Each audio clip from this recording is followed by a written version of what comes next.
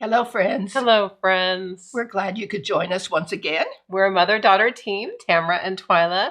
We have a little shop called Good Earth Gatherings just south of Lawrence, Kansas, and we also teach a 10-month home herbalist apprenticeship program and a few other classes as well. And we're always glad to meet with you every week and hear your thoughts on what's going on in the natural world. And we love to share with you what we're seeing and what we are experiencing and a few of our favorite things. Yes, and of course, autumn is one of my favorite things. For sure. Not everyone shares that idea, but it is for me. Me too. I like the change of the seasons, as we've mentioned before, and the leaves falling from the trees. And we had a strong wind this last week, and it really blew the leaves off the trees. So I'm hoping that'll give way to some other colors coming on now. Yeah, it's so interesting, I think, to think about how the colors change in the leaves. They're so beautiful. I picked up some on my walk this morning, and they're just absolutely beautiful. Yeah, there's one right there. And the color gorgeous. Yes, I saw some. I picked up some that were really this crimson red and amber leaves, and they're just so beautiful. Why they change color, the chlorophyll in the leaves is the most dominant pigment. And when the chlorophyll starts to die back in the fall, then all the other colors that were always there get to be seen, which is, I think, is pretty neat. And some of these look just like leather. They do. Warm tanned leather.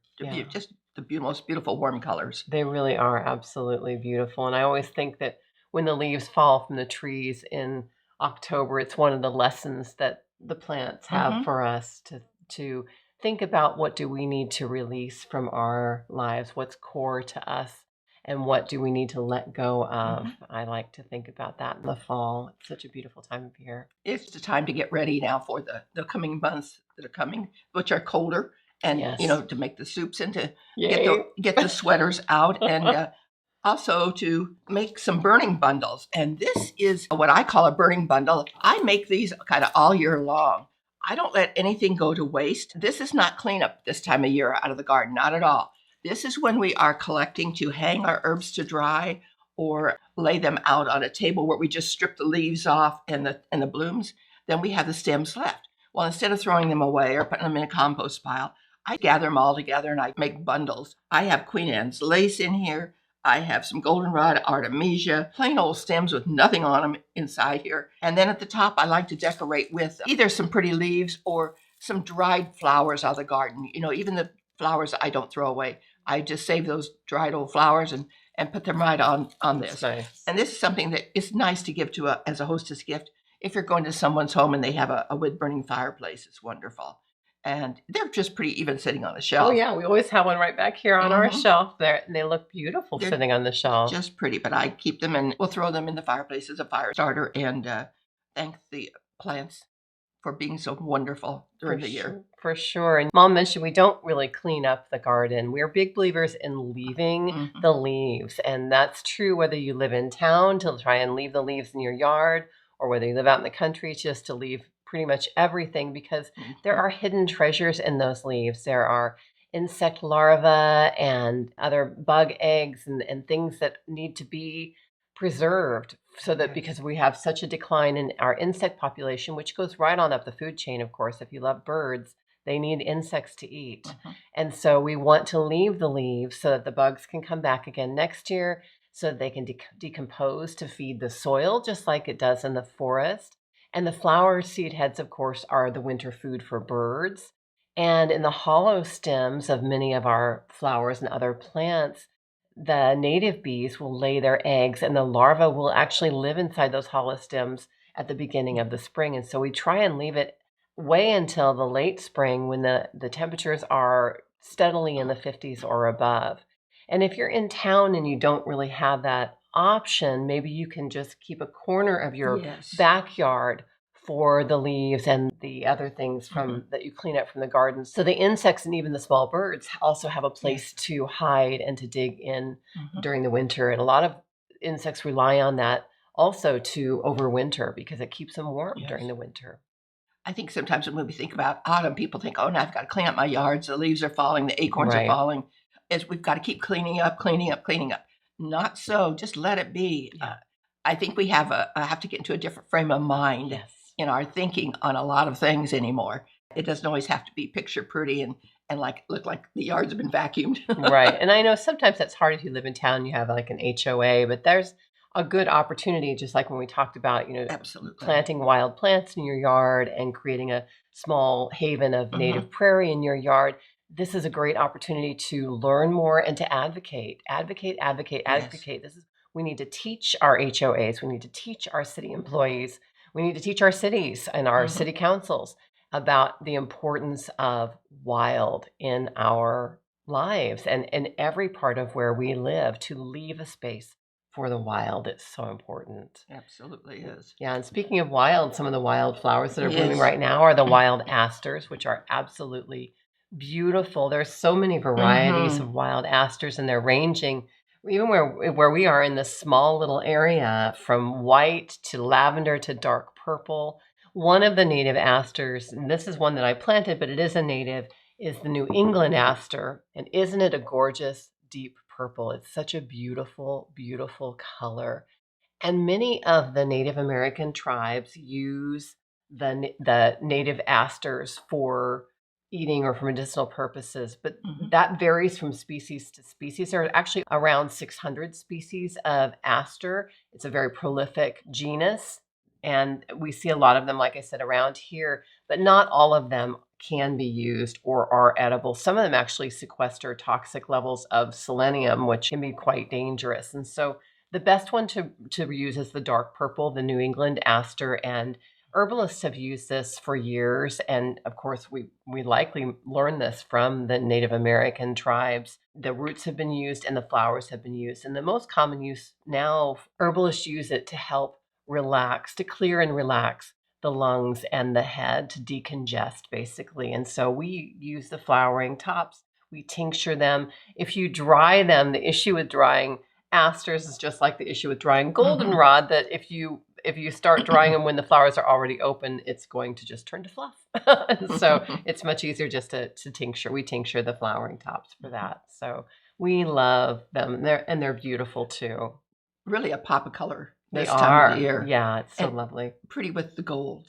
Oh, right. Magically yellows. Beautiful with the golds. What a great color combination. It certainly is. One of the other things I would like to quickly add to one more time, we have Nys Book in, and it is available here in our shop. It is one of my favorite books. It is compelling. It is heartwarming. It is not a long book. It's 200 pages. I read it over a long weekend, but it is a story that stayed with me. I didn't want the story to end, and it is a story that has stayed with me in a really good way. And I think that everyone would really enjoy reading this book. It is one of my very, very favorites, as I said before. It's called Imagination Prim.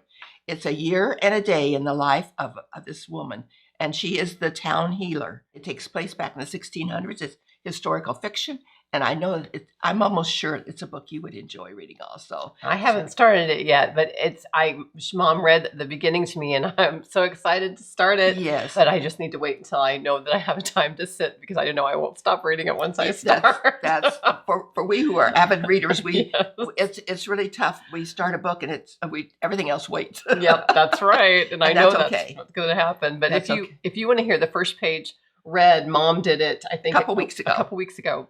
So you can check back in our videos and you can hear that, because it's really, really beautiful. It is a beautifully done book. Please get it from us. We appreciate the support, and we're happy to ship.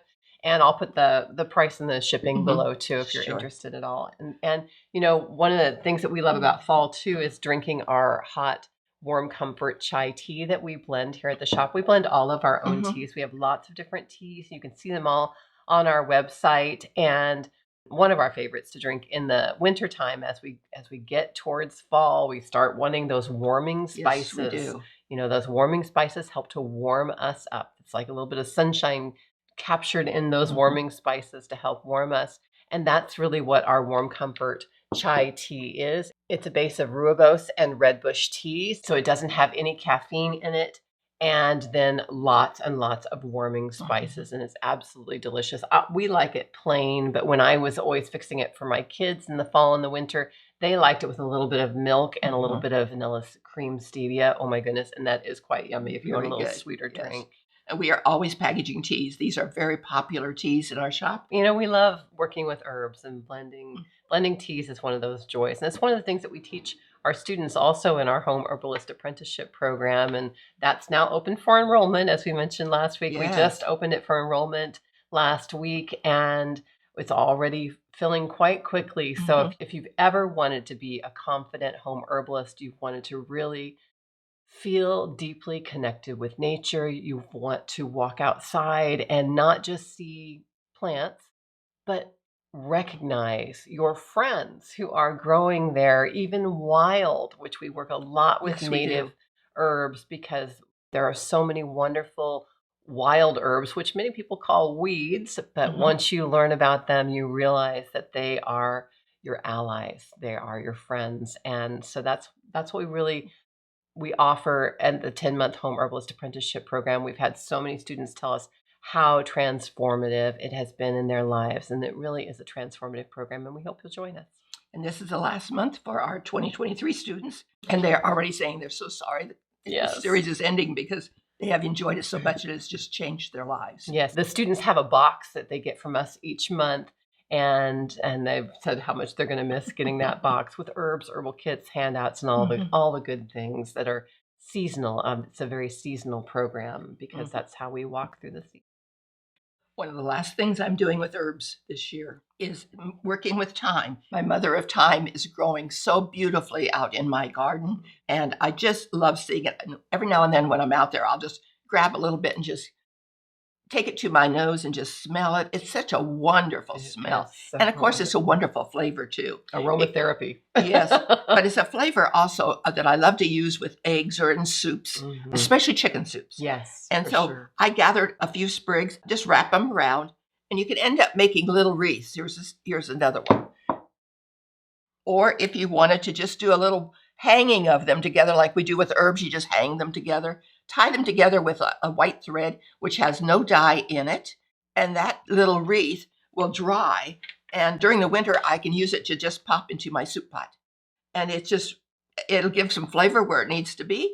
And after 10 minutes, after 15 minutes, I will taste the soup to see if it is enough of that flavor that I want in there. If not, I'll leave this in there just a little bit longer. But I can remove it right before I want to serve it or when I want to eat it. They're wonderful to do. And that's another way to preserve this mother of thyme quickly before the frost and a hard freeze gets it. Yeah, it's such a sweet way to use it. They are just sweet. And I'll make up about 6 probably, or to use through the winter time, and or maybe I'll make a couple more and share with friends too. That's nice. Yeah, nice to put on a little package too. If you're giving some herbal gift to someone, you're wrapping it. Yes, just to tie that on the bow. It would be. You're right. I'd like to read a quote from the October chapter of Gatherings from the Good Earth, which is Mom's book that she wrote. And if you don't have your copy, please get one from us. It's a book to be read month by month, year after year after year. The words don't change, but the person reading changes, the reader changes. And so every year we get something different from it. This is a quote by Nathaniel Hawthorne. There is no season when such pleasant and sunny spots may be lighted on and produces so pleasant an effect on the feelings as now in October. Oh, isn't that the truth? Yes, it is. And so with that, we will plan to see you next week. Good earth blessings to you.